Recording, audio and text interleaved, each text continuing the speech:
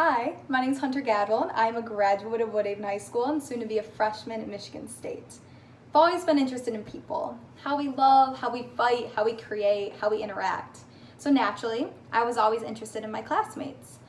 I think that in high school, we often found ourselves making assumptions about one another because we didn't know why we were the way we were.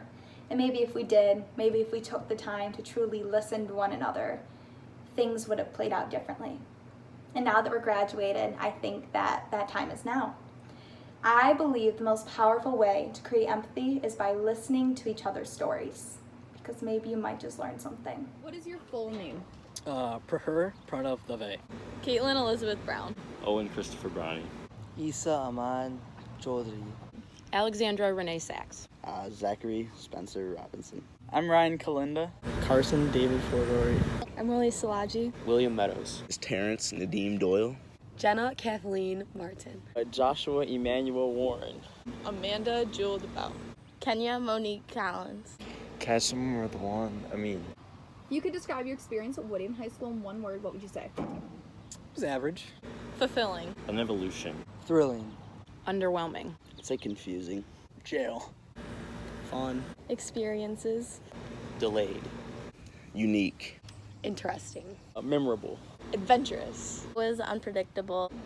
School. Got the pop culture in mind of what your senior year is going to be like and all that, and everything kind of builds up to senior year. So when you get there, maybe you're expecting something, maybe you're not. You're just kind of hoping it happens, and nothing happened.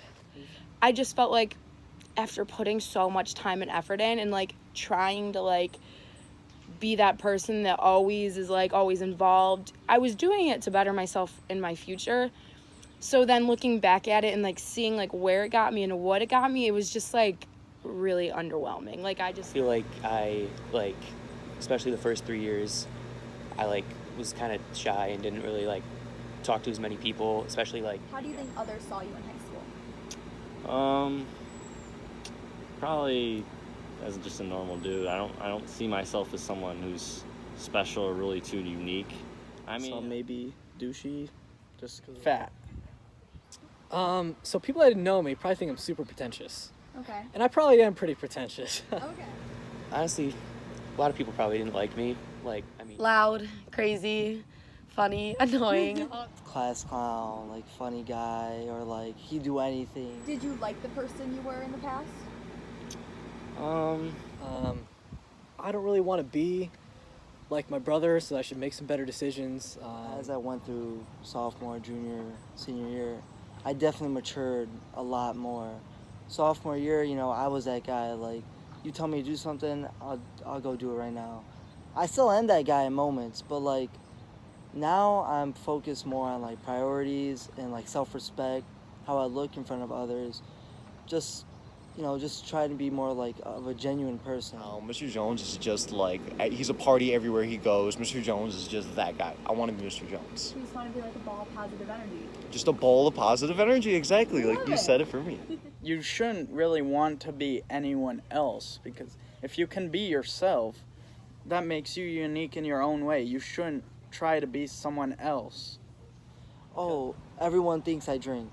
I go to random parties or like I see someone from Carlson, they'll be like, you drink? I'm like, nah. He's like, but you're Issa. In high school, you were voted biggest glow up.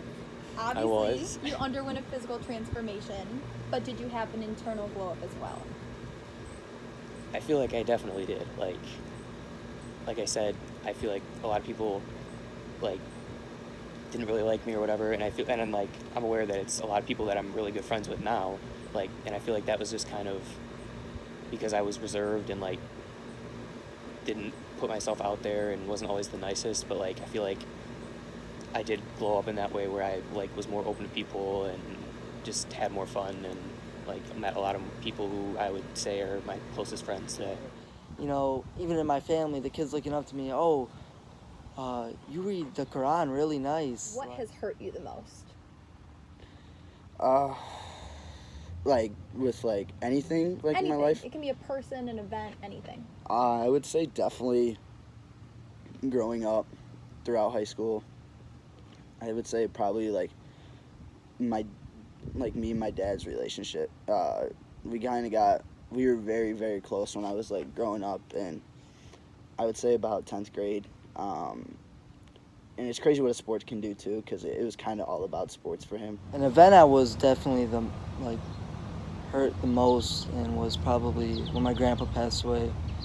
That was like a shock to me and my family, and like I never been through that scenario ever in my life.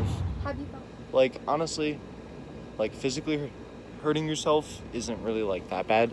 You know what I'm saying? Like, physical pain you can deal with, but it was sad just being, like, laying in the hospital bed and seeing people that, you know, you like come in and see you, and like nobody has a smile on their face because you're hurt, and like they're not here on a good note. They're here on a very bad note, and that bad note is you. Did your parents' divorce affect your perspective of love? Yes, it did a lot. Yeah. Do you want to elaborate? Yeah. I guess it kind of made me always think, like, no matter how much you can love someone, there can always be a bad time, and it can just kind of ruin everything. And then I just wanted to like be crazy. I just wanted to have fun all the time. And that's like when I started to like fail myself, was like I lost who I was. I wasn't like this person that I was like doing stuff that I don't usually do. And because of that, I lost Caitlin and Julia, my two best friends.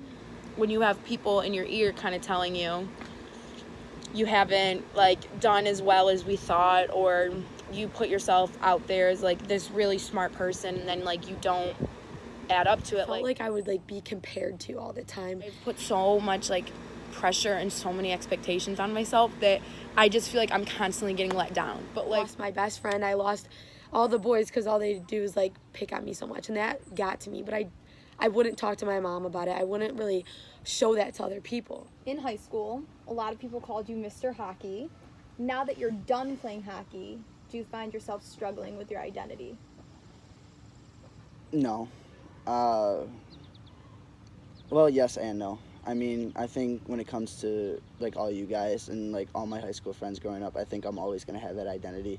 But at the same time, though, I don't think I'm struggling. I'm kind of in a way more excited to feel like what other people will say about me. What is your truth? What is my truth? What do you know to be true? Just everything you've ever experienced, everything you know, what do you know 100% is true? I guess nothing. My truth is that although I'm kind of harsh, kind of mean, kind of honest, that I'm someone who just wants to be loved and like is afraid of like getting hurt or someone hurting me, so I just don't let that happen. So I don't open myself up enough. Truth, the world that we live in, reality, you know.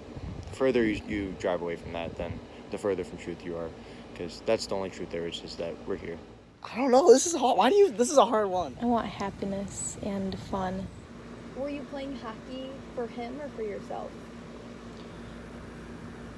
That's actually a question like I ask myself up to this day too. Is that something a lot of people know about you? That you're artistic? They know that I'm artistic. They don't know like how much I like it. I kind of just kept on saying, well, I don't know what I'm going to do. Like, I might go play juniors, like, blah, blah, blah. And I think that was just so I could get him from not being so disappointed into me. So I wouldn't say I was playing for him, but I think I was, like, doing, like, a little bit more of, like, the social game for him. Like, telling people, like, what they wanted to hear, telling him what he wanted to hear when I knew deep down inside of me, like, that's not what I really wanted. Your dad is a very well-respected pastor in our community. Yes, Does ma'am. this put extra pressure on you to live up to certain standards or expectations? Yes, but no. Cause the one thing I like about my parents is they never really forced, I would say religion or God upon us because they didn't think that was right. It's kind of like they wanted us to love God for ourselves, not because that's what they do.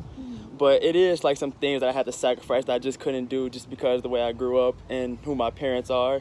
And you are in a mixed relationship with the lovely Lily Campbell. What has been the most difficult thing you've dealt with? Definitely just people's perspective on us, especially family. Like, a lot of people's families are different, but like as like my family is like really big. As you go on with my family, there's going to be different views, different perspectives. There's two kinds of people: those who drive their life and people who let life drive them. Which are you? Oh, I let life drive me for sure. And I don't think that's necessarily as bad as the way that it sounds, but What advice would you give to those in the same situation, struggling with blending elements of both cultures? Just if you love that person, doesn't matter if you're dating them or you want to be best friends with them, just do it. Like, fight for what you want and what you believe in, because in the end, like, just never say never. What's your least favorite thing?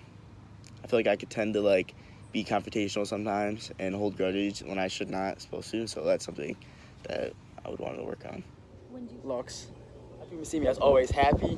So like if I'm sad, I don't like to show it. I don't really like talk to people. I kind of like just isolate myself. I feel really guilty for a lot of things, and I am kind of like a people pleaser. I think a lot with my heart rather than like my mind, I guess. I lose motivation easily. People also think like they can just walk all over me. I feel like I do so much, but then I don't get much in return. I'm so scared to lose people in my life now. Like, What do you wish you could have said to people in high school?